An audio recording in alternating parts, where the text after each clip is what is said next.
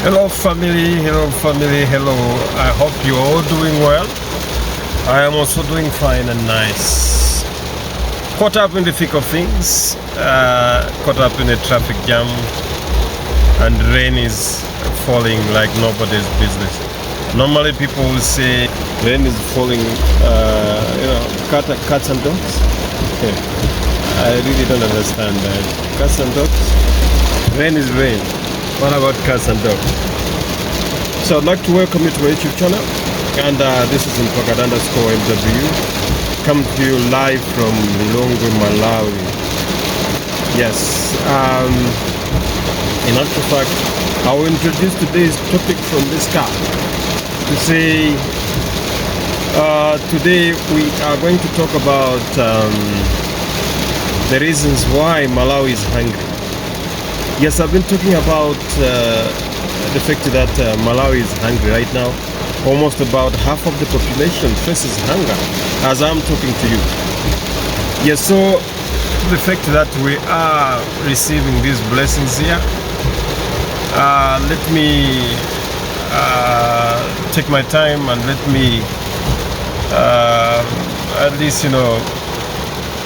wait until the rain, subsides. It should at least a bit stop. Then I can continue with what I want to say. But I would like to thank all the people who have subscribed to my YouTube channel. But also I'd like to thank all those people who are thinking of subscribing to my YouTube channel. Say thank you so much. To all my returning viewers, I said thank you so much.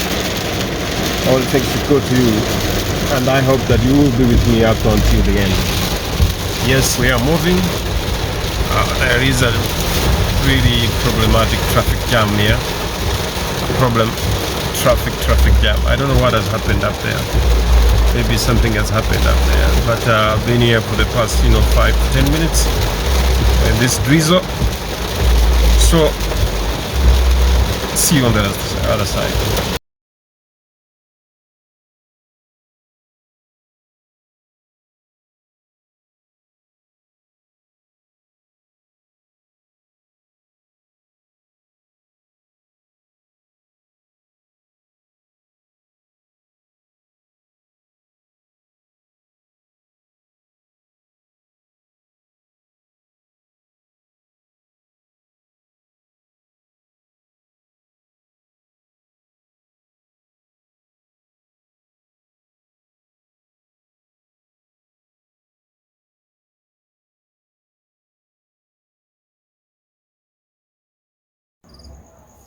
Hello guys, I'm back home.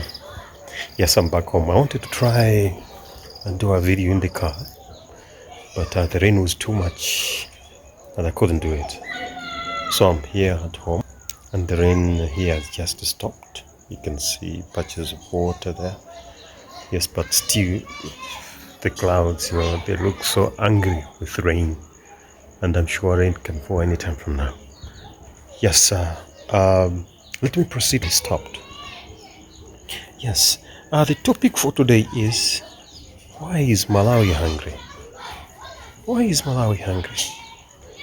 If you ask me that question, I'll also say, I don't know. I don't know for sure.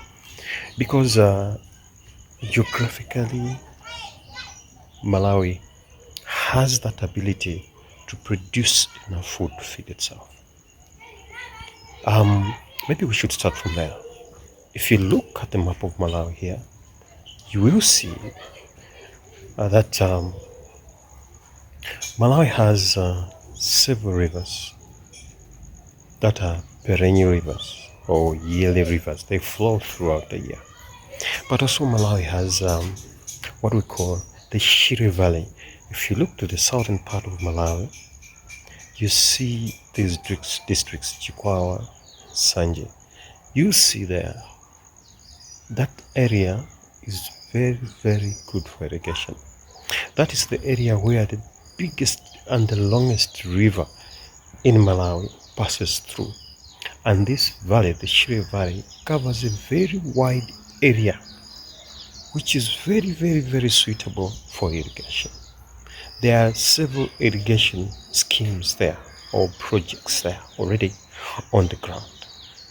And however, the production part of these projects has been very, very questionable. If you look in this part which I'm talking about here, you will see that that's where we have the biggest sugar company here in Malawi called Ilovo.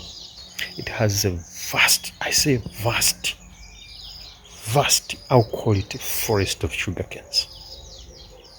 And we get sugar from there. I'm just talking about one part of Malawi, which, if it can be utilized properly, it can feed the whole country very easily. As of late, we've seen the introduction of what we call the mega farm. But what I hear is that the mega farm, which was initiated by His Excellency Dr. Lazarus McCarthy Chakwera, our present president, will be producing sugar canes. The people are hungry, and then this one is being earmarked to produce sugar canes and not maize, which is our staple food in this country. To me, there's something amiss there, because I think for us to avoid hunger, we need first of all to focus so much on food. Yes, we need to focus so much on food. So I just talked about the Shire Valley alone. You can see on the map here. See how big this place is, and the river there, the Shire River. We call it Shire, but it's supposed to be Shire. You know, the English guys in Kenya, they call the river Shire, but we Malawians, we call it Shire. That's what we call it. Don't ask me much about that, but that's what we call it. So this part, which we call the Lower Shire Valley, is capable of feeding Malawians very easily if utilized properly. There have been songs, there have been projects there. I've seen experts, singing about this place. But let me be frank with you guys. The Shire Valley, I think that was the Shire Valley. There's a project there, yes, whereby they are building a canal. Yes, I think, is it 100 kilometers long? Yes, something like that. Maybe that one will help us, realize what we are trying to do, feed ourselves. Yes, because, being a nation and then saying the nation is hungry is something which can't be tolerated in this era. No, never. Anyway, I'd like to welcome you all to my YouTube channel. I'd like to thank you so much for being there.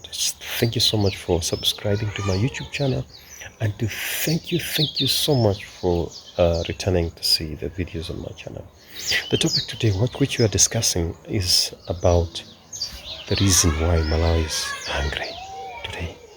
Almost 10 million people are hungry. I should say are hungry, because that is the latest figures which have been portrayed by the World Food Programme.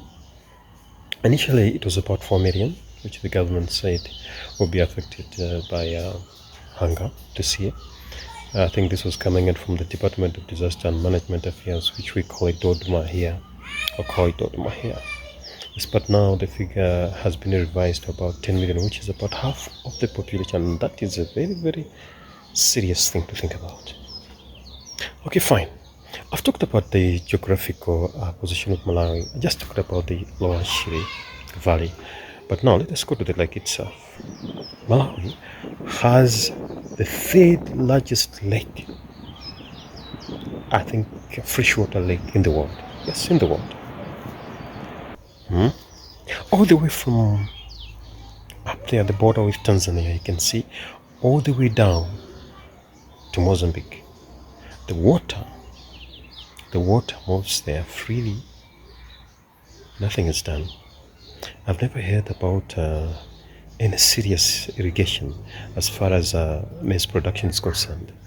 only sugar canes. Because in Salima, yes, there is another sugar company, Salima Sugar Company, and it has sugar plantations there. Only that. I've never heard about any other along the lake.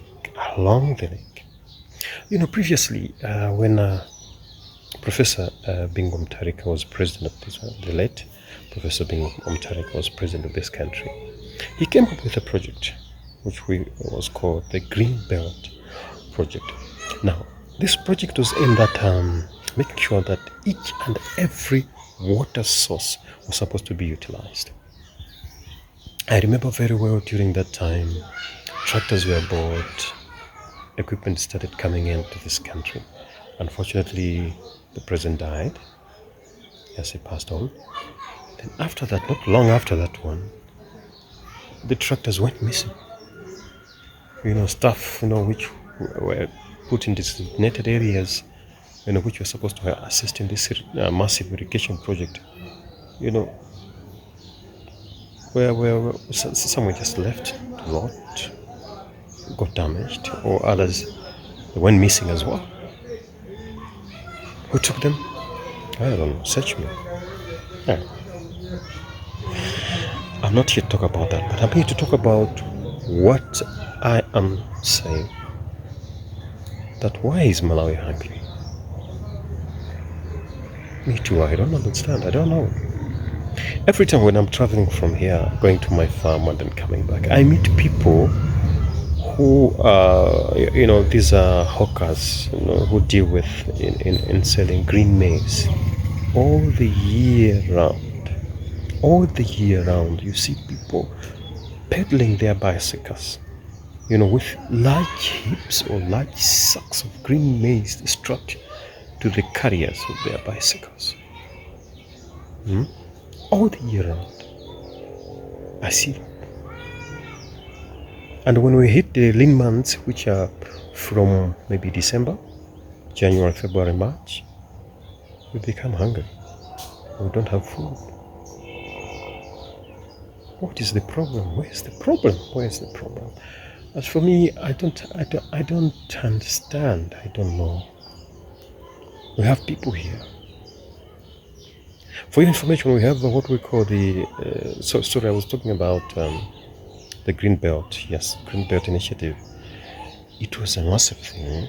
If it could have been well implemented, I think we could have realized something out of it. But I think when during the planning stage, when things were being planned on what's supposed to be done, some experts came in, some with positive, input, others with negative input. Negative input in the sense that some even went against the plan to say it was not feasible. There are these people who always find punch holes in something that in initiatives. Some of the initiatives are so helpful, so meaningful to our lives. For example, food is important, but so they would still come to say, "Oh no, you cannot do this." They will bring in their reasoning, they will bring in their arguments. I don't know, but they will never bring in a positive thing or a positive contribution to whatever thing that they want to say. I will not mention names. Anyway, I'll go back to the geographical aspect of Lake Malawi. So this Lake Malawi is so huge with lots and lots of water which are flowing all the way down through the Shire River all the way to the Zambezi in Mozambique. We don't use it. And year in, year out, now it's a tradition that we are always hungry. The Ministry of Agriculture usually has agriculture programs. Of course, yes, I understand there are irrigation schemes who are around. Some are producing rice. Yes, some are producing even maize, but not on that large scale that we can keep this situation in check. No. Yes, there is what we call Wanji Irrigation Valley Irrigation Project. Yes, that one. So in the Lower Shire, there is a program. Yes, there is a very, very big program in the Ministry of Agriculture regarding the Lower Shire yes, irrigation, something like productivity, something like that. You know, they will come up with very sophisticated names. You know, I don't know why we make things difficult in Africa. You know, they will bring in a project, just to say this is a maize project. Simple for people to understand. They will bring in a very sophisticated name, attach it to it, feasibility studies. They go there, spend the rest of the money that is allocated to the project. When the project is about to start, they will say there is no money. It ends there. That's our tradition. That's what we are good at. Why is Malawi hungry? I don't know. I don't know. Look at our lake. You see, the lake is very good, very nice, a very nice resource, very nice, very good, excellent. Some countries like Israel don't have that. But look at what they are producing, what they are exporting. They are even importing labor from Malawi. They are still importing labor from Malawi. They are still doing that. They are still doing that.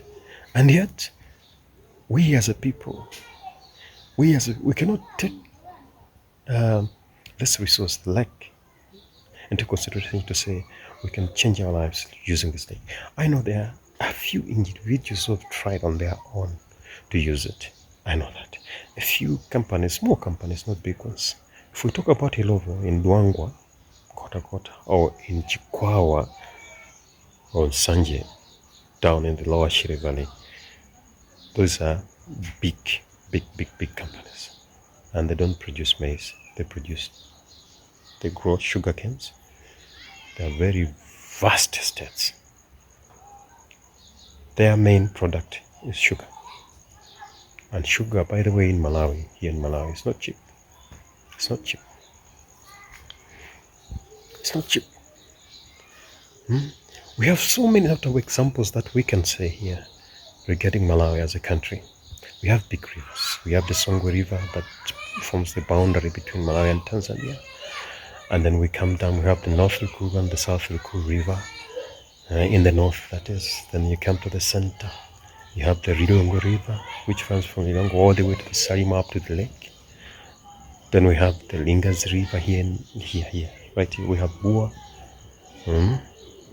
Yes, we have Bua. We have Lintipe River, which is also very, very long and river that is not used. Then we move on to the south.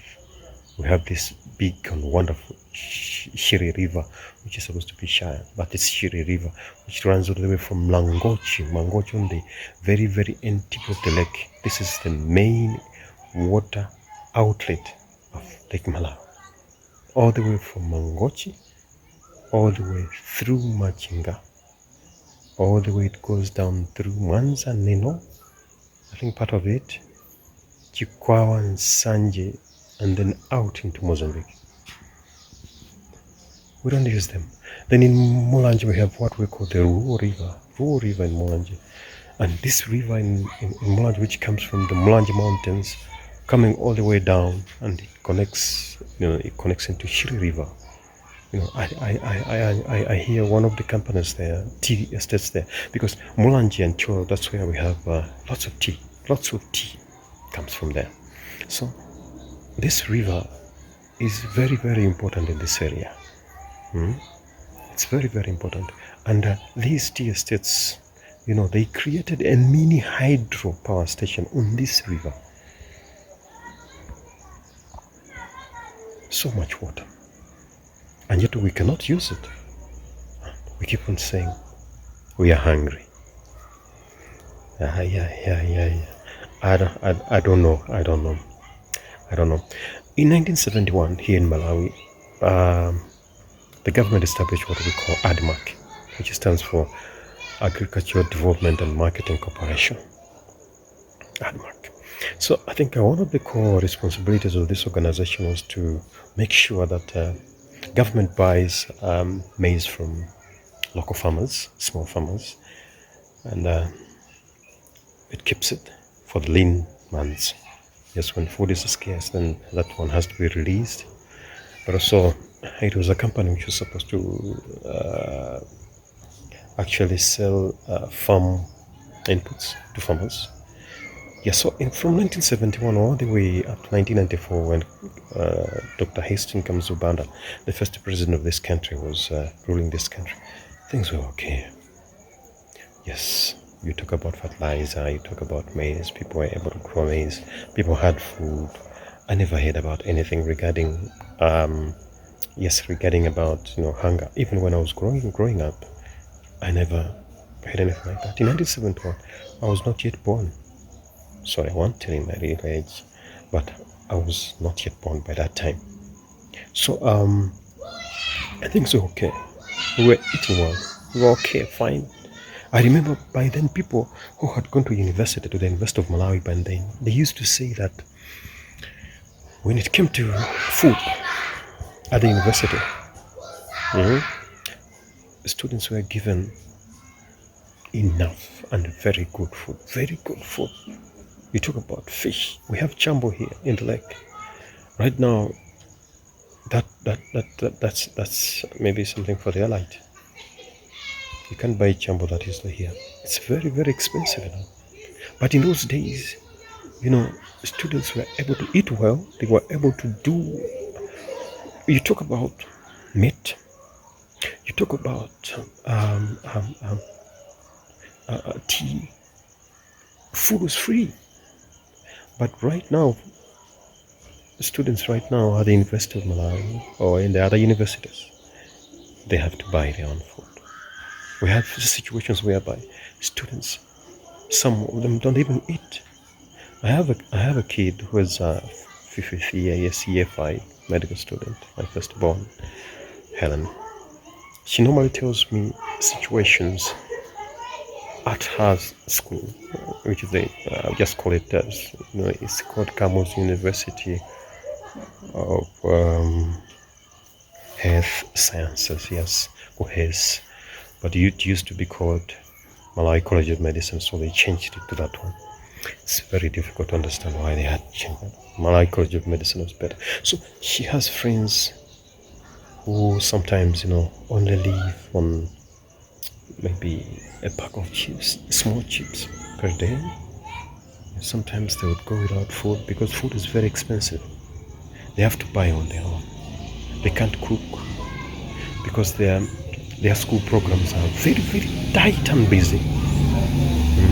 So, sorry for that feedback. It's a motorbike which is passing there. So we have these kind of situations now which were not there then. Because I can easily see that AdMark was functional and it was working very well. Yes. So when Kamuzu was replaced by, or when Dr. Bakili took over, things were okay. We're right. We are now in the democratic dispensation. And then people started becoming a little bit wiser by the day. And then programs came in. People started becoming creative. When I say creative, I'm talking about in terms of whether something is good or bad. Yes, that's when we started hearing something about corruption or people becoming clever in taking government property. I remember very well, in Malawi we have what we call research centers. Yes, here in the center we have what we call Chitedze Research Session. It's the biggest here in Malawi, where everything that regards research in the agriculture sector is done there. Yes, so in the south, we had what we call Mikolongwe.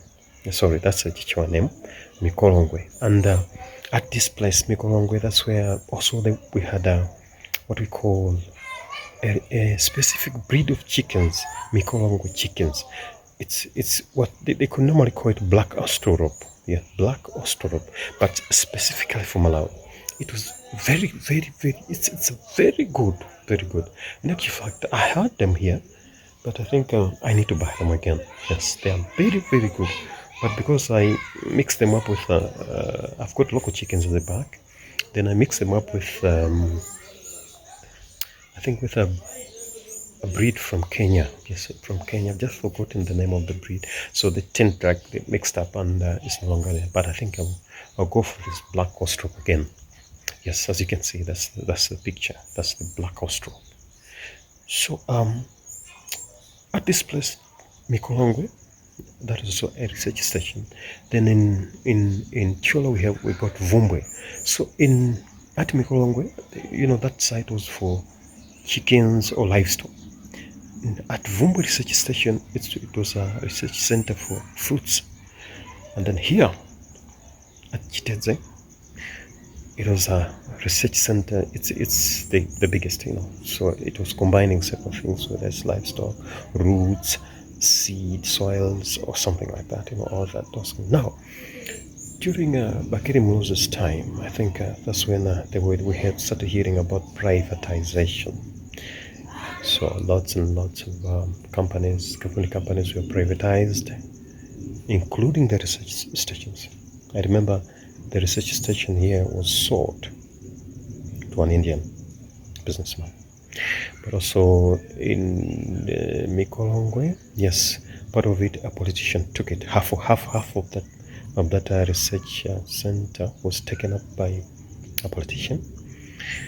I'm not sure about the other sides. That's what happened.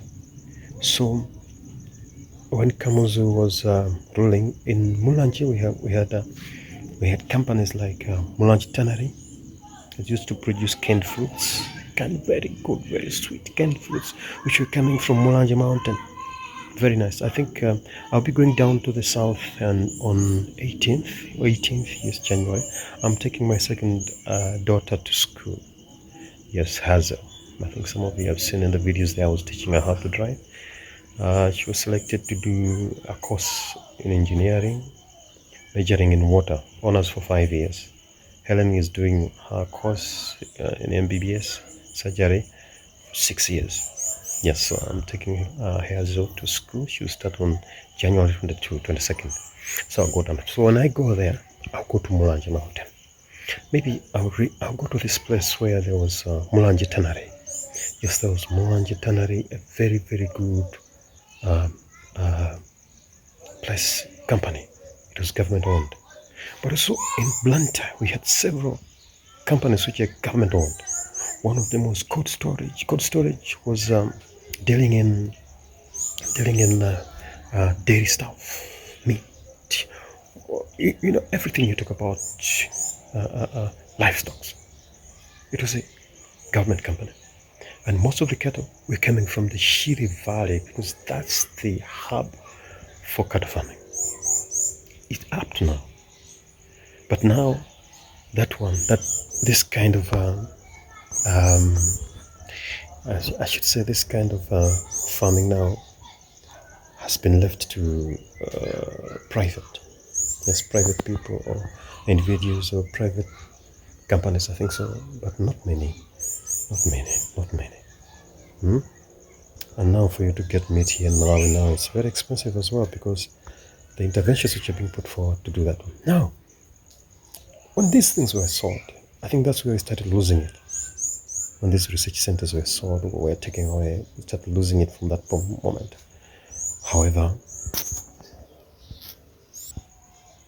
yes, that's where we started losing it. So when Bakir had done his part, came Professor Bingo Mtarika, the late, may he so rest in peace. Yes, he started now bringing things back slowly, but still we're in a democratic dispensation. People had different views or varied views. He tried to bring back agricultural productivity back on track. He started now bringing in what we call subsidized agricultural inputs through a project called Farm Input Subsidy Program, FISP. Now, this thing, I remember very well in its first year, in its first inception, Malawi had very, very, very, very good yields, bumper harvests that we have never had before. So we normally say that we were in a position now to export food, even to Namibia. We exported food to Somalia during that year. Coming the second year, the third year, that's when now we started hearing the IMF and some government organizations and governments that support Malawi going against this idea of subsidy or subsidizing the agriculture sector. Yet when you look at the West, their agriculture systems are heavily subsidized. But for the very, very same thing to happen in Malawi, it's a crime. That's what happened to Bingo. But Bingo pressed his foot down to say, I will not remove this. So the program ran all the way through the first 5 years. I think it was during his second year or the second term, that's when he passed on. And then came Dr. Joyce Banda. She had her time. And I think it was in 2015. That's when I experienced the very, very, very first, I think, to me. But other people, we had some situations, of course, in the past whereby we had hunger due to drought, yes. But in 2015, we also had a massive drought here in Malawi, and that's when again we had problems with the agriculture sector, and we could not feed ourselves. We had to get help. I remember by then people got yellow maize from Kenya. Yes, yellow maize from Kenya came into this country. And this is what had been going on. So after Joyce Banda, then came Peter Mutharika. Yes, he had his time reigned. Then now, so during his time, that's when ADMAC went to get a loan from banks. And then they put maize as the surety. A huge mistake. You see, during that time, so now ADMAC found itself in very hard economic times. And then now the banks, got hold of the maize. And then Peter went. The situation was still there. You see, the purchase started losing its value. Things started going up, but things were bearable. And then after him in 2019, now came Dr. Lazarus McCarthy Chakwera. Financially, things went into a turmoil because of a few things which you cannot explain here. And then the kwacha nosedived. It lost its face value. We're in trouble. The maize was not ours. We had no maize. So what we had to do was to see how we can feed ourselves. The price of fertilizer, farm inputs shot up. It shot up. And then we could not even get hold of it anymore. So this time around, we had to rely on donors, governments outside, organizations, like the way it is now. You know very well that Malawian maize, which the World Food Program is trying to get into this country in order to quell the hunger which is here, is stuck in Tanzania. And there is some kind of scuffle between Malawi and Tanzania, and then Tanzania is saying, no, this maize cannot pass through Tanzania. It has to be milled first before. You see all those things. But why is Malawi hungry? I don't know. Because we have everything that can make us to be sustainable. It can make us to be independent as far as food production is concerned. We were supposed to be sustainable, but also I think we were supposed to be independent. We were supposed to be able to be in that position whereby we were supposed to produce our own food and export. Yes, it's a very long story. I'm just picking the bits and the pieces here and there to see where have we made it right, where have we made it wrong, and then up to this position whereby we don't have food. So many things have happened. You see, maize has been taken from our mark. There is not even a single grain in our mark. NFRI doesn't have enough maize. NFRI, that is the National Food Reserve Agency, doesn't have, I think I did a video about the maize silos. That's the place, doesn't have enough food. You see, to feed us. And then next year we'll be singing about the same song. This is not fine. This is not right. Why is Malawi hungry? I don't know. Thank you very much, people. I think today I tried, to somehow in a poetic way to give you the reasons why Malawi is hungry. And I hope you'll be able to answer. You'll be able not to answer, but you'll be able to listen, and then observe, and then follow what I'm saying. And then you'll be able to understand the reason why. If you don't, put your confusion in the comment box below, and I'll be able to respond. Thank you very much for today. It's the Sabbath. We are hitting the Sabbath. Tomorrow, normally I don't post a video. I'll be able to post a video tomorrow in the evening. Thank you very much for your time. Thank you very much for being there. Thank you very much for subscribing to my channel. I hope you have enjoyed this video, and I hope to get positive feedback. Bye-bye. Enjoy your weekend.